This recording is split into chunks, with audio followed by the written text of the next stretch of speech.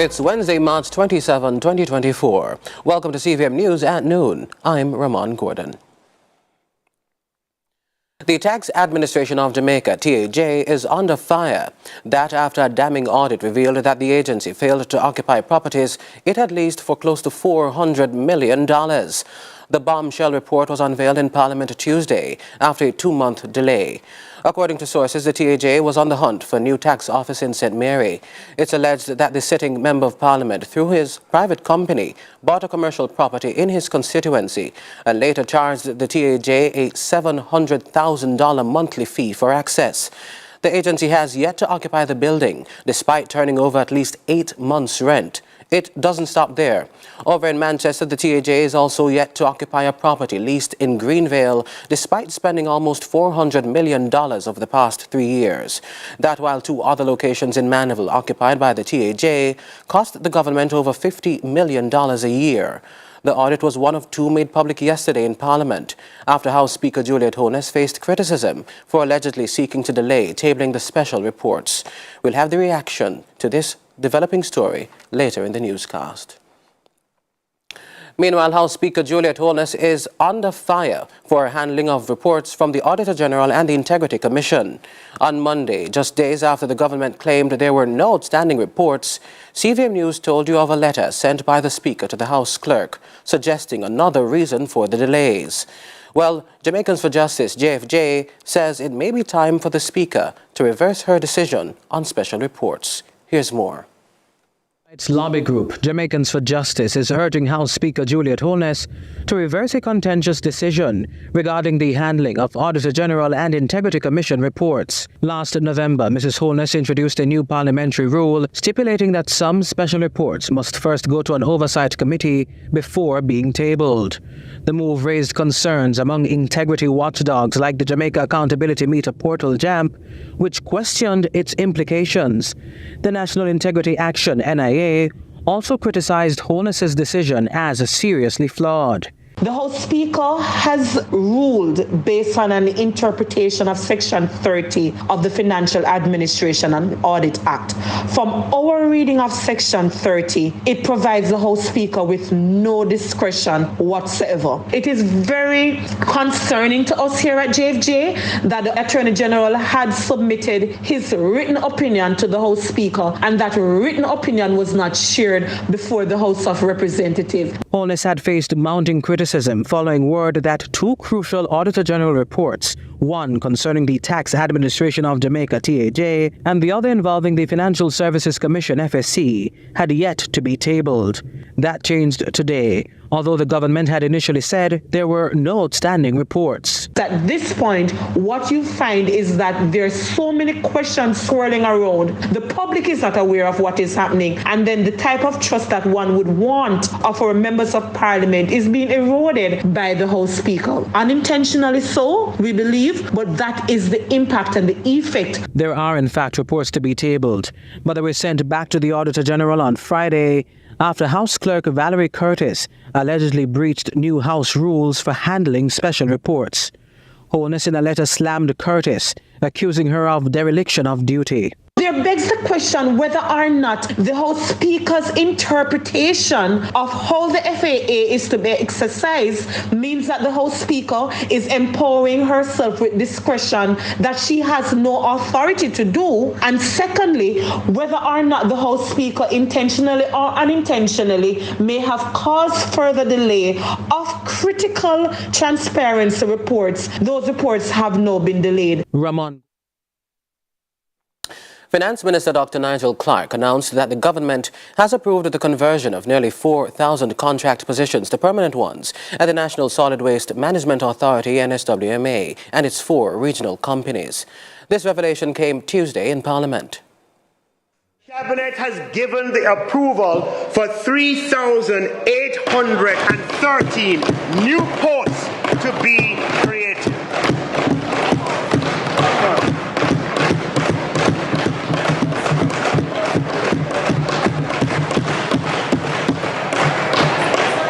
And that is across the National Solid Waste Management Authority, MPM Waste Management Authority, any MPM Waste Management, SPM Waste Management, and WPM Waste Management Authority. Madam Speaker, at the moment, there are only 269 posts. Everybody else is on contract. Sanitation workers, truck drivers, route supervisors, enforcement officers, mechanics. Madam Speaker, all of the working people in NSWMA and its subsidiaries for the past 30 years approximately, Madam Speaker, we're actors, as the Minister is saying, on contract. But under this government, Madam Speaker, the permanent post has been created. And in the upcoming fiscal year, we will make workers in the NSWMA and their subsidiaries permanent. Time come for permanent employment. And in other news, LCH Development Limited has begun construction on The Pinnacle, a lavish residential resort aiming to revolutionize luxurious living in Montego Bay with a $350 million investment. While the project is being hailed as a potential tourism game changer for Jamaica, concerns arise about environmental risks due to its location. Executive Director of the Montego Bay Marine Park Trust, Hugh Shim, warns of serious consequences if construction breaches occur. If they stick to the environmental assessment and the plan and the recommendations of it, the impact should not be that great. However, if, for example, there are breaches, meaning while construction is going on, if there's runoff into the lagoon from the debris and the construction, then it definitely will be a problem. And if some of the mangroves are destroyed, which I think there are measures to prevent that, then there definitely will be some impact. Now, a small group of protesters, to include human rights activist Lloyd de Aguilera, stood outside the gates of the Ministry of Foreign Affairs on Tuesday, calling on the government to sever ties with Israel.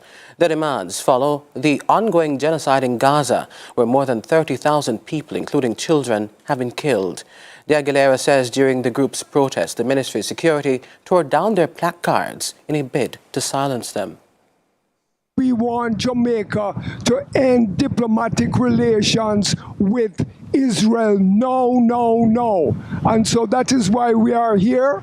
We are putting up some placards, and we are going to try and build a movement to get the Jamaican government to stop having diplomatic relations with Israel. The opposition, the People's National Party, has not directly condemned Israel for what Israel is doing. They supported South Africa, but they never came out and explicitly condemned Israel for the genocide that is being committed. We take a quick break. More CVM News at noon when we return. At that time, reactions to major stories coming out of Parliament yesterday.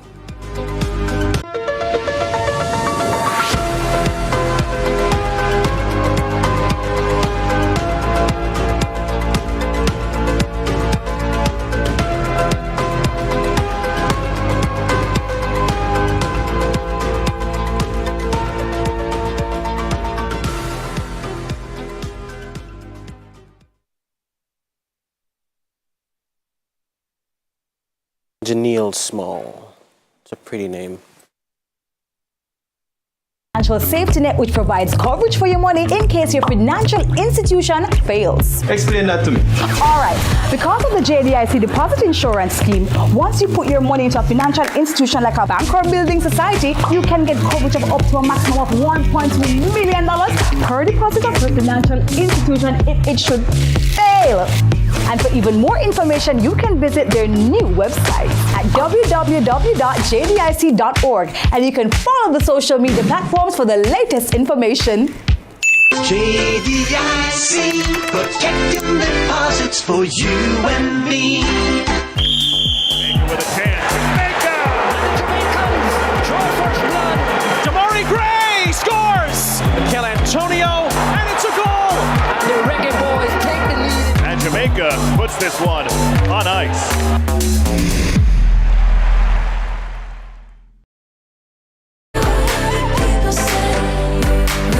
Yes, you heard right.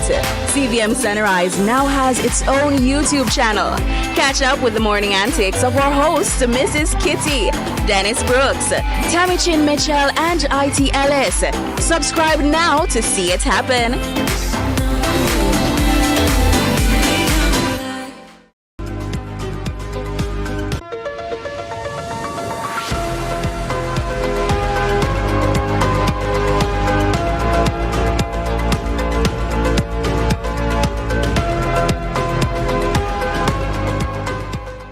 House Speaker Juliet Holness tabled two Auditor General reports yesterday.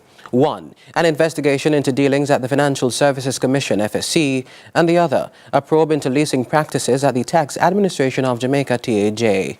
The latter will be our focus today as we explore this developing story. Joining us now is political analyst and UE professor Dr. Knut Thompson and legal advisor for Young Jamaica, Janelle Small. Welcome to you both. Thank you. Thank you. Good afternoon, Ms. Small. Good afternoon, Mr. Thompson, and good afternoon, viewers. Thanks again. We begin with you, Professor. What's your initial reaction to the Auditor General reports tabled yesterday? I think they reveal a level of mismanagement of public funds that is frightening, embarrassing, and disqualifying. We're talking about some $400 million of funds that have been expended in at least one case, it seems, to a person who is connected to the party by virtue of being a member of parliament. And in the other case, the lion's share, a person who probably is associated with the party. It is, given the limited resources that schools, hospitals, and other agencies have, it is unthinkable that the government should not for a couple months, but for, in one case, 3 years, be expending this level of public money without any service or value in return. It is reckless, and the Minister of Finance, under whose portfolio TAJ falls, ought to be held accountable. In my opinion, in any self-respecting democracy, that minister would have to step down, would have to own the problem and step aside. Ms. Small, what do you make of the professor's assessment? Do you agree with that? Not entirely. I do think it's almost a gross exaggeration of the issue at hand. I think that at the end of the day, there are recommendations that the the Auditor General rightfully made, and issues that she raised, which will be addressed. The TAJ themselves stated that they will address same. And so the gross dereliction that Mr. Thompson, or Professor Thompson, my apologies, is referring to, I do think it's, to me, an over-exaggeration of the issue. The Auditor General, if I may, just to finish, the Auditor General in her role rightfully audited the TAJ and released a special report, which raised issues. And as the government has always done, it's a listening government, and there is room for improvement in every agency. Well, in this instance, who do you think should be held accountable? And what does that accountability look like? Question is to me. Yes, okay. James If that yes. question is to me, I mean, as I said before, the Tax Administration Jamaica has already accepted the recommendations of the Auditor General and has said that it will review the asset management policy and to incorporate the relevant changes that the Auditor General has highlighted. So in my view, accountability in its truant sense is already being taken. And so as it relates to that, the TAJ. But Ms. Small, an agency doesn't take accountability. It's people who do so, yes? So, Professor, who do you think should take the lion's share of the blame? Professor? Yes, I am of the view that whatever corrective measures are put in place are designed to prevent a recurrence of this kind. But the fact that we have $400 million on the ground, spilled, bled to connected parties means that somebody has to be held accountable. And how do you exercise accountability? The minister, by stepping aside, owning the problem, would send a signal to his colleagues and to the country that if you oversee the misuse or waste of public funds, losing your position is a reasonable and probable outcome. Professor, I'm going to have to stop you there. We're going to go to a quick break, but we'll resume this conversation soon after. Stay with us.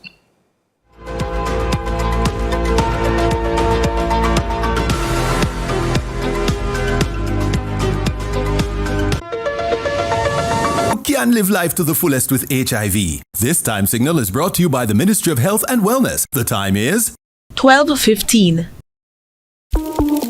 Unleash the dragon with Rumstripe, Gen XS and us, CVM TV. We're on the road and in the fets for Carnival in Jamaica 2024 with Gen XS. Get the exclusive all season long on CVM TV and social media. Chip with us weekly inside the XS Pump Party Series every Friday.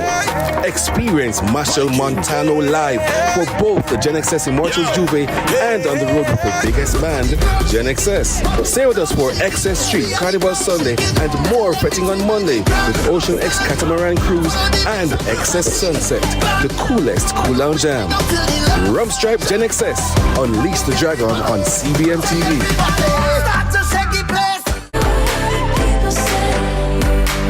Yes, you heard right. CVM Sunrise now has its own YouTube channel.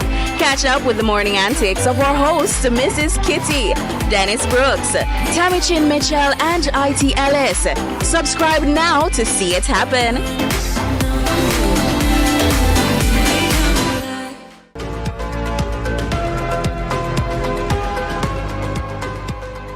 Welcome back. You're watching CVM's News at Noon.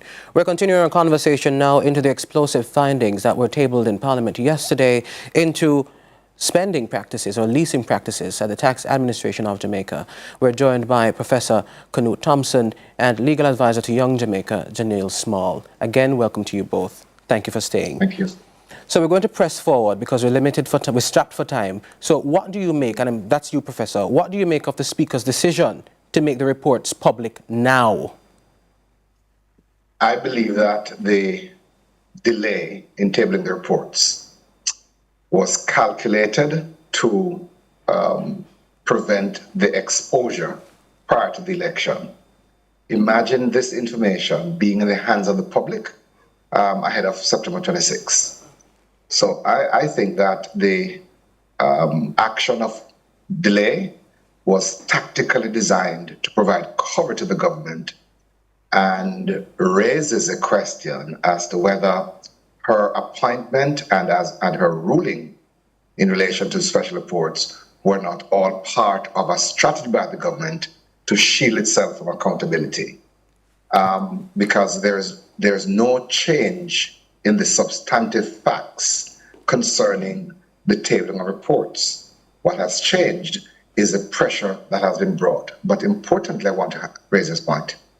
So, whilst acknowledging that the Speaker had no authority in law to reprimand the Clerk of the House, notice that she exercised what she thought was the principles of accountability by sending the clerk a letter of reprimand for failing to do what she's supposed to do. All right. The same principle applies to the minister. The minister did or failed to do what he ought to do in relation to the $400 million spent. What's accountability? So I'm not saying that the Speaker's actions were lawful. I'm only saying that it reflected or reflects a philosophy of accountability where you say to an individual, not an institution, say to an individual, this record must be made for your failure. Professor, do you think the Speaker's tenure now is still tenable? And this question is also for you, Ms. Small, but let's start with the Professor. Should Mrs. Holness step aside? Without a doubt. There are 4 reasons she must step aside. 1, by issuing a letter to a civil servant, she is signaling that she doesn't understand the lines of demarcation between her role and that